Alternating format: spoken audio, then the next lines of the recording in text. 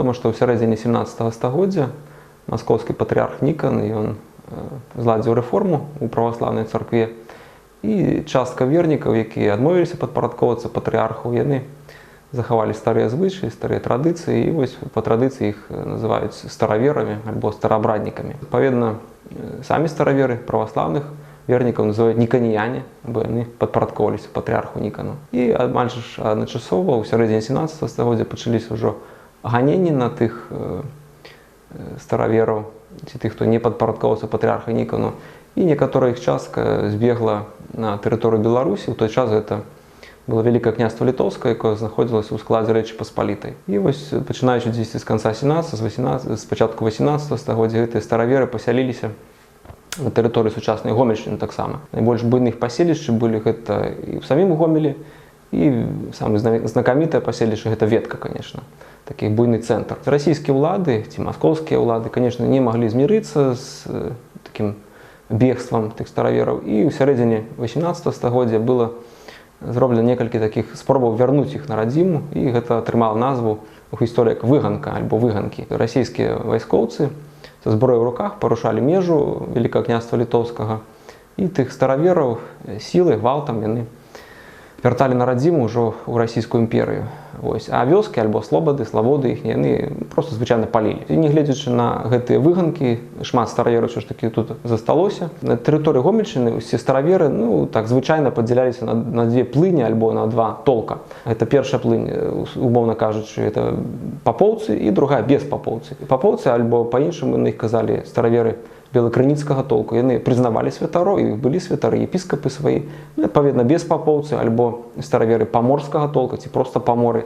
Яны не прызнавалі святароў, і замест святароў у іх былі так званыя духоўныя настаўнікі. І на пачатак 20 стагоддзя вось у Гомелі і у гомельскім павеце пражывала прыкладна 28 тысяч старавераў усіх накірункаў. Як у той час сказала расійская афіцыйная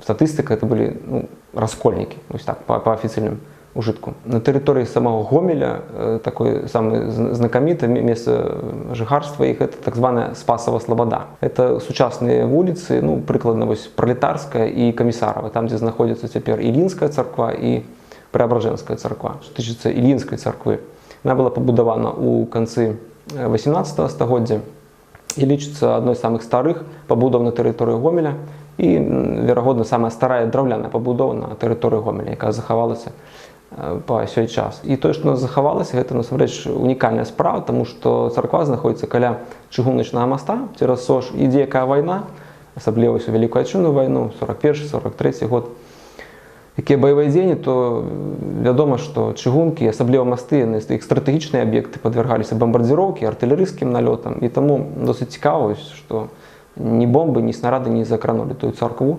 Цікава, што яна захавалася, это унікальная, конечно, справа. Акрамя Гомеля, стараверы пражывалі, конечно же, у Ветцы і ў шматлікіх вёсках, раскіданых па ўсёй сучаснай Гомельшчыне. Это, напрыклад, і ў Жлобінскім раёне была такая вёска Салоцін, і яна і цяпер існуе, але там амаль што і няма тых старавераў. Напрыклад, у Парыжскім раёне была вёска Зарэч'е, таксама былі стараверы. У Добружскім раёне это Жгунская Буда.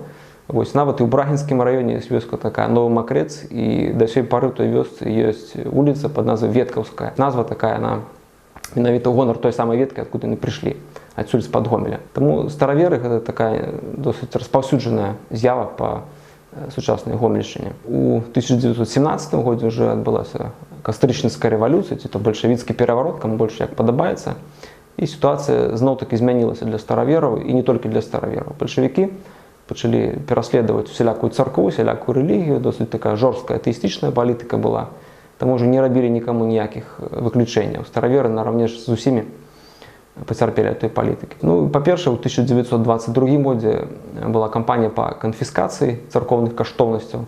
І гэтыя канфіскацыі прайшліся і па касцёлах каталіцкіх, і па праваслаўных цэрквах, і таксама і па цэрквах старавераў. Прыкладна з канца 20-х гадоў пачалі ўлады масава закрываць церкві і малітоўныя дамы. Так вось тая самая Ільінская царква, про якую я казаў, яна была пераабсталявана альбо перададзена пад трыкатажную фабрыку. І штосьці там некая тэкстыльная вытворчасць была наладжана. І вось гэтак пад трыкатажнай фабрыкай яна ўжо была ажно до 41-го года. Што тычыцца церкваў і малітоўных дамоў на вёсках, то іхны лёс быў звычайны для савецкага часу. Это альбо склад, альбо школа, ось, альбо клуб, дзе камсамольцы ўжо ладзілі там нейкія танцы. І таксама до 41-го года яны все былі амаль што ўсе пераабсталяваны пад нейкія культурныя і гаспадарчыя пабудовы. Што тычыцца святароў, то тут звычайна некаторая частка была рэпрэсавана, зразумела.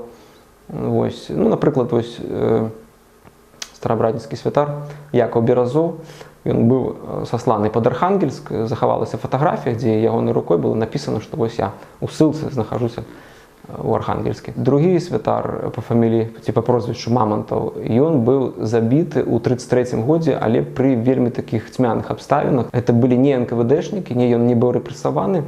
Магчыма, можна меркаваць, так ужо фантазіраваць, што гэта было забойства з мэтай, магчыма, ці да грабяжу, ці то штосьці ў гэтым сэнсе. Але самой справы, якую вялі, например, крымінальны вышук, там, па расследаванні гэтага забойства, я не знайшоў, таму трэба тут яшчэ думаць, шукаць, што адбылося там насамрэч. Ну, вядома, што ён быў забіты ў 33-м годзе, і ўсё. І такое становішча, яно захоўвалася да 41-го года.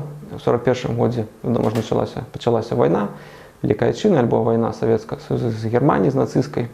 І тут становішча царквы, яно кардынальна памянялася. Па-першае, немцы дазволілі адкрываць храмы, церквы, малітоўныя дамы. Вось чымсьці веруючыя і скарысталіся ў адзін жа момант. У 41-43 годзе амаль што ўсе закрытыя церквы былі паадкрыты, адноўлены. І з другого боку, Сталін ён не мог дапусціць, каб на неакупаванай тэрыторыі захоўвалася такое дыскрымінаванае становішча царквы, бо гэта іграла на руку Гітлеру, таму таксама ён дазволіў адкрываць церквы і праводзіць набажэнствы. І як не дзіўна, ўжо пасля вызвалення тэрыторыі Гомельшчыны, тэрыторыі Беларусі, ось где-то з 43-44 года пачалася досыць такая вольная рэгістрацыя рэлігійных грамад і рэгістрацыя церкваў, таксама і старавераў. Асабліва шмат было адкрыта праваслаўных церкваў і таксама рэлігійных аб'яднанняў пратэстантаў. Ну, што тычыцца Гомеля, то, вядома ж, была зарэгістравана Ільінская царква. Ось, і па вёсках іншыя церквы таксама і малітоўныя дамы былі адчыненыя. Што тычыцца адрозненняў, скажам так, старавераў у жыцці ад іншага насельніцтва. Ну, па-першае, мясцовыя беларусы, яны зразумелі, што гэта чужыя людзі і прыдумалі да іх такія некалькі мянушак і называлі іх альбо маскалямі, альбо кацапамі. Гэта вось нават сённяшнія такія жыхары сталага ўзросту, яны памятаюць гэтыя назвы. І, адпаведна ж, самі стараверы на беларусаў казалі чамусьці, што яны хахлы. Не беларусы, а яны хахлы. Вось гэта ў дакументах частенька такое праскальзвае. Чаму хахлы, я не ведаю. Вось так атрымалася. Стараверы, конечно ж, жылі хутчэй так замкнута і хутчэй кампактна, і яны, ну, не з вялікай ахотай кантактавалі з навакольным светам. Асабліва вельмі рэдкія былі шлюбы паміж, напрыклад, звычайнымі праваслаўнымі альбо беларусамі.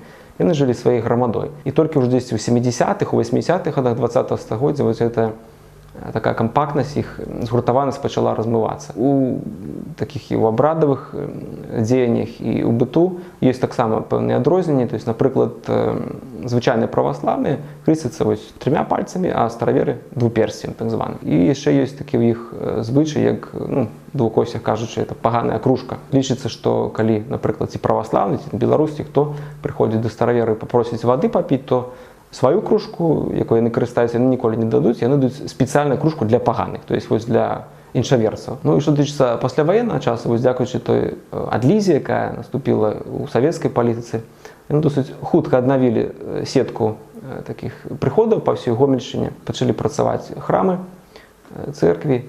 І, напрыклад, у Ільінскай царкве на вялікія святы царкоўныя, это ў 50-х, 60-х годах збіралася вельмі шмат вернікаў, прыкладна 1000-1200 чалавек.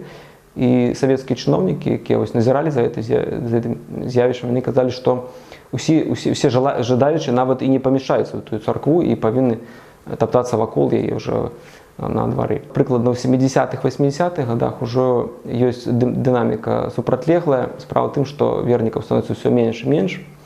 Вёска паступова яна скажем так, абезлюдзівае, шмат людзей выязджае ў горад, і таму адпаведна старавераў таксама становіцца менш. Таму савецкія чыноўнікі азначаюць, што дзесьці ўжо на пачатку 80-х на самыя вялікія святы збіраюць в Ілінскую царкву, ну, чалавек там 300, максимум 500. Таму можна казаць, што колькасць вернікаў яна змяншаецца. Тыя стараверы, якія пражывалі на тэрыторыі Гомельшчыны, яны не гублялі сувязяў з іншымі рэгіёнамі і пастаянна іх падтрымлівалі. Напрыклад, з Клінцоў сюды ў Гомель на вялікія святы прыязджаў до нас епіскап старабратніцкі.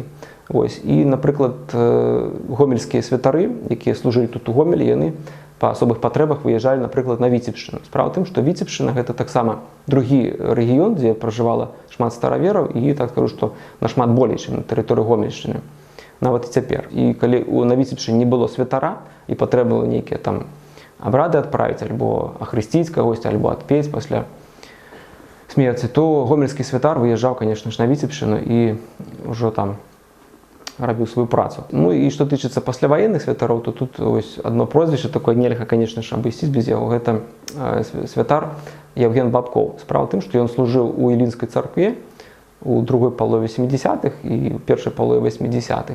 І яго прозвішча досыць часта сустракаецца ў дакументах. У яго была вельмі вялікая сям'я, ажно 10 дзетак, і па савецкіх законах ягоная жонка павінна была атрымаць дзяржаўную ўзнагароду, называлася на ордэн маць-гераіня. І мясцовыя чыноўнікі, якія назіралі за цэрквай, яны палічылі, што яна жонка святара, таму, магчыма, нельга даваць такую ўзнагароду ці што, і яны адмовілі ёй, кажучы, што, мол, святарская сям'я і так далей. І, як не дзіўна, высокае начальство ў Маскве, яно ўмяшалася ў гэту справу і, значыць, дала дазвол, каб все-таки тую ўзнагароду маць-гераіня далі жонцы этого святара, кажучы, што ягоныя дзеці, яны выдатна вучацца ў школе і па пяцібальнай сістэме адзнакі 4-5 былі, і ніякіх там ні двоек не было нічого, і толькі былі адныя пахвальныя лісты і ўзнагароды. На сучасным моманце, што ж нам засталося ад тых старавераў? Ёсць у горадзе Гомелі такі раён, які мясцовыя жыхары называюць Манастырок. Калісь ён быў заснаваны таксама стараверамі, і ёсць у Манастырку такая мясцовасць, урочышча, якая называецца Басава гара. Так вось на той Басавай гары захаваліся некалькі пахаванняў старабратніцкіх, вельмі старых, прыкладна датаваных 19-м, пачаткам 20-го стагоддзя. Досыць вялікая такая па плошчы мясцовасць, якая не забудоўваецца ні жылымі пабудовамі, ні якімі там не гаспадарчымі, і мясцовыя жыхары ведаюць, што гэта вось могілкі, там нічога нельга будаваць. У вёсцы Мільча, это таксама пад Гомелем, дзесь на аколях Сельмаша, это таксама ж стараверская вёска, захаваліся не царква, а рэшткі уязной брамы ці варот у тую царкву. Прыкладна 2 гады таму назад я ездзіў у Мільчу і зрабіў некалькі фота той брамы.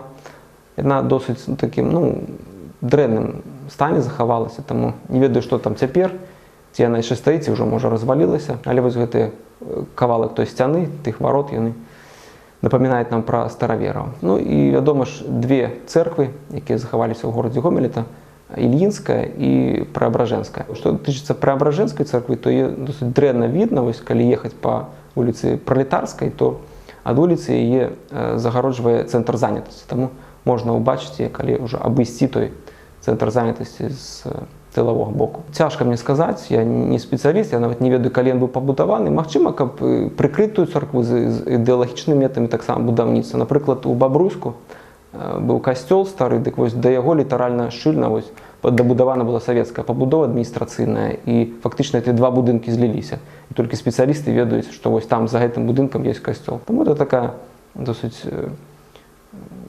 распаўсюджаная была практыка у Савецкім Саюзе. А пра лёс веткі.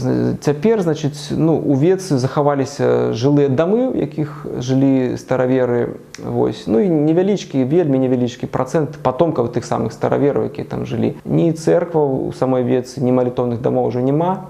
Всё было панішчана, што падчас вайны, што яшчэ бальшавікамі. Колісь года 4 ці 5 назад я быў у Веткаўскім музеі, і працаўніца таго музея мне казала, што ў 30-х гадах усе кнігі тыя старабратніцкія былі пазбіраныя па Веткаўскаму раёну, велізарная колькасць, іх аддалі ў мясцовую баню. І Веткаўская баня некалькі тыдняў, ці можа месяц тапілася вось тымі фаліянтамі. І яна казала, што дзесьці прыкладна пачатку 90-х некая бабулька, староверка, пришла в той музей, поглядела на тыя кнігі і сказала, што ну, тое, што вы сабралі, гэта літаральна вось ногцік з мізінца ад таго, што было. Артефакты вось той эпохі, тых старавераў, яны сустракаюцца і па сей дзень, конечно ж. Это, в першую чаргу, крыжыкі, іконкі, адлітыя, як правіла, з латуні альбо з медзі, ці то з бронзы.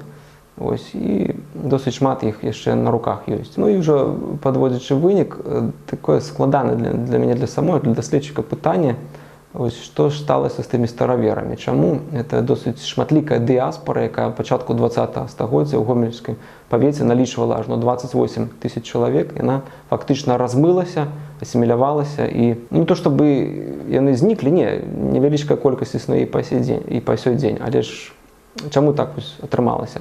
Справа ў тым, што, напрыклад, пасля вайны яны свабодна маглі рэгістраваць свае рэлігійныя абшчыны, маглі адкрываць свае храмы, праводзіць багаслужэнні і так далей. Пытанне такое, не магу на сябе адказаць, чаму тыя вернікі, стараверы, якія выжылі ва умовах пераследу царскага ўрада, якія перажылі і савецкую антырэлігійную палітыку, і вайну 41-45 гадоў, чаму, апынуўшыся ў досыць такіх мірных, досыць добрых умовах, чаму яны не працягвалі развівацца, і колькасць іх яна раптам знізілася вось за апошнія дзесяцігоддзі да некалькі працэнтаў, літаральна ад таго, што было. Вось такое досыць складанае для мяне пытанне, на яго толькі можна фантазіраваць, як я на яго адказаць, а ўжо нават і не ведаю. Магчыма, это тут і працэсы урбанізацыі, таму што шмат тых старавераў яны з'ехалі з вёскі ў горад, раз'ехаліся па іншых гарадах. Таксама і працэсы натуральнай асіміляцыі, таму што ва ўмовах савецкай рэчаіснасці ўжо